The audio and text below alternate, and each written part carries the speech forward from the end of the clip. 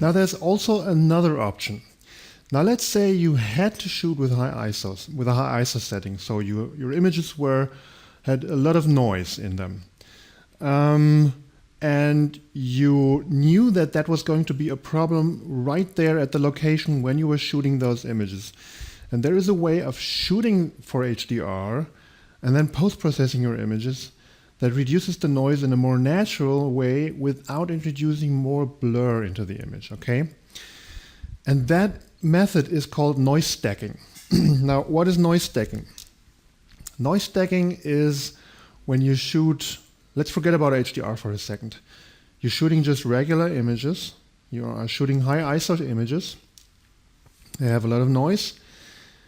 And in order to use noise stacking, you're going to shoot not one frame, but you're going to shoot a whole series of frames, not with different exposures. They all have the same exposure.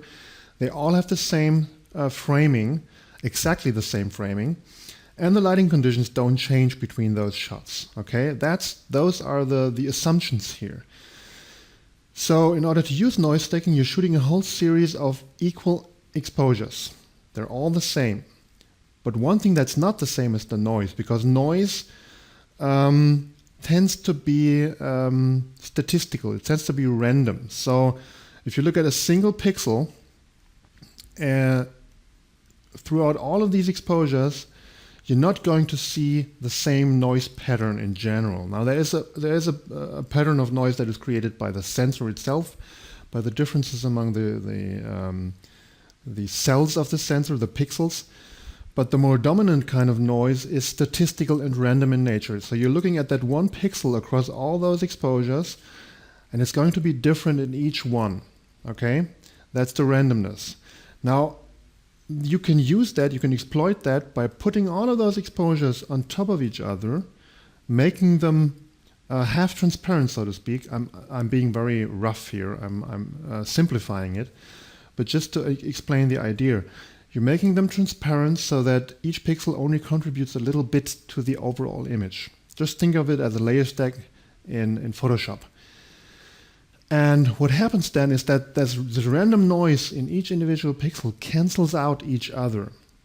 And what you will end up having is an overall image that is that has much less noise than each individual one, while preserving those details. So you won't have to blur all the details to get rid of the noise, which you do if you apply noise reduction in post-processing. But you are really capturing a lot more information of that actual scene, overlaying it on top of each other, and then you have an image with much less noise and much more details, okay?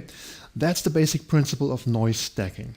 Now this leads us to the question of how can you actually exploit this principle of noise stacking in your HDR photography? And one way of doing it, so let me start in another way. So what you need to do out there in the field while you're shooting, probably handheld, high ISO, you don't produce a single exposure series, but a number of exposure series, okay? And you try not to move your camera between those shots. That's important. So create as many exposure series as you're capable of doing before your camera runs out of buffer space, for example, and starts stuttering and becomes slower. So you're going to, let's say you have a 3 exposure auto bracketing series dialed into your camera. You're going to take those exposures in short succession. So click, click, click, click, click, click, click, click, click, 3 exposure series, okay? Don't wait too long.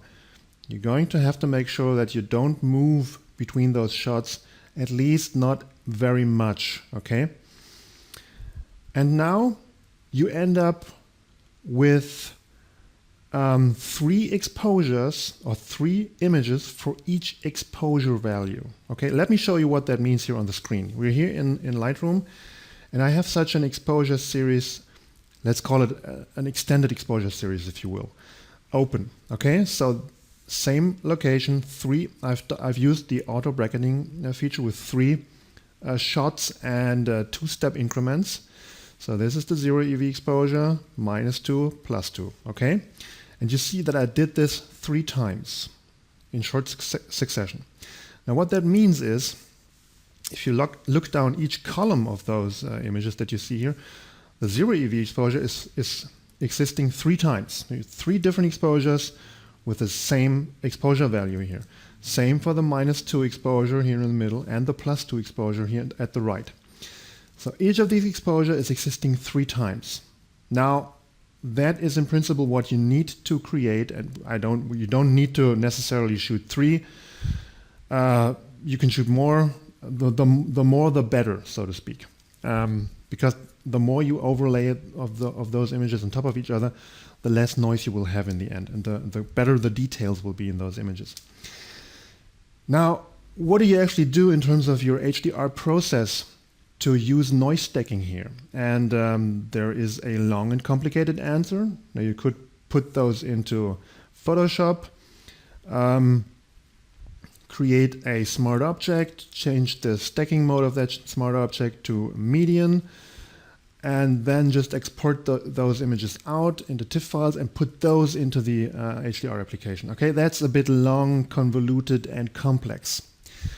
But if you have Photoshop, there is a much more simple way of doing this. And the way you do this is actually, you just select all those images inside Lightroom. And again, I've just applied very basic preparation steps here.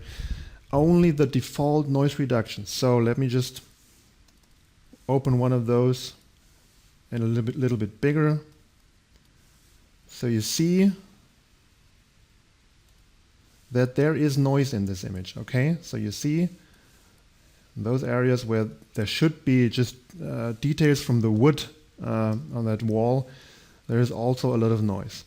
Okay, so what you do is you select all those images.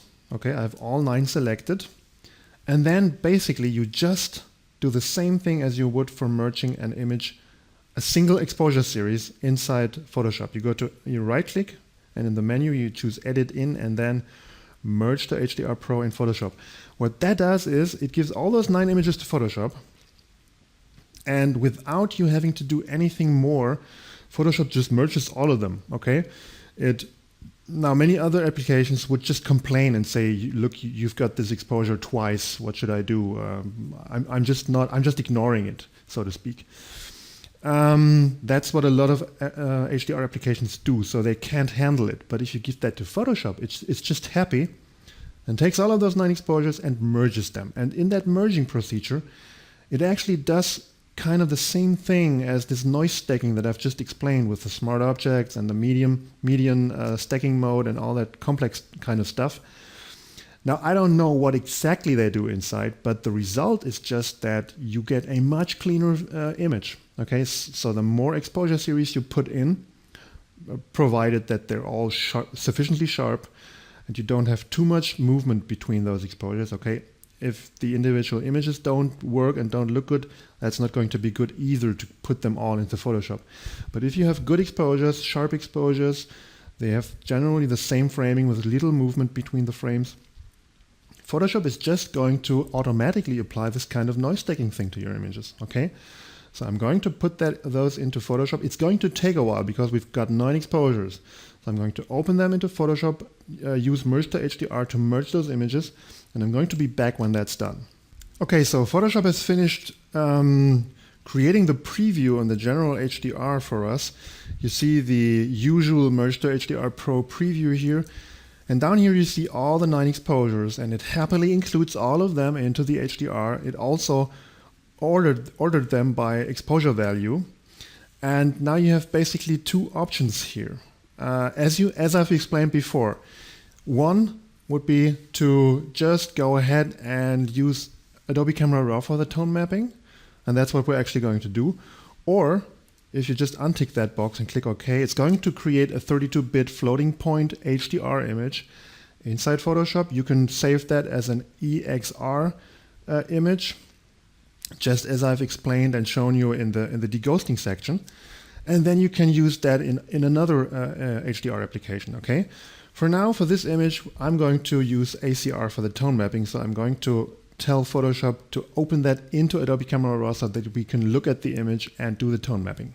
So what I did was I opened this image from Merge.HDR Pro, from Photoshop's Merge.HDR Pro, into Adobe Camera Raw for the tone mapping. And there I only slightly raised the exposure just to make it as similar as possible to our 0 EV, to the standard exposure that we had in the source photos. Then I exported it out as a high quality JPEG, okay, and I imported it into Lightroom again here. And what you see here is the comparison between that practically unaltered HDR photo. So I didn't apply any additional noise reduction to it. I didn't apply any additional adjustments. I just took it straight out of Camera Raw, minor exposure adjustment, and then exported it back into here. So on the left, you see one of the original standard exposures. So that's what the camera measured. That's the single source photo that I took here in this instance. And on the right, you see the result of this 9 exposure HDR that we merged and the internal sort of noise stacking that Photoshop performed, and then just the basic tone mapping. And you can see that there is a remarkable difference between the levels of noise. Okay, now granted, this is a bit more washed out, but that's just the general result of the HDR process as such. It is not quite as sharp because, you know, we've merged 9 exposures. So even though Photoshop does its best to align those exposures, with each additional one, you're going to get a little bit more blurriness. But that is actually easy to fix with a little bit of additional sharpening. But what's really important here is that we've preserved a lot of those fine details in the wood here, and the noise is almost completely gone. Again, without applying any notable noise reduction to the image. Okay, so you can see all those structures here. You have a feel that they are here too, but they're overlaid by a terrible amount of noise. So you can see that this is really a very effective way of reducing the noise in your images. But you have to be aware of the problem, and you have to shoot for this situation while you're out shooting. So when you have time, try it. In a high ISO situation, just take several exposure series without moving too much and in quick succession, and then try that, and you will see that that's a great way of reducing the noise in your high ISO images.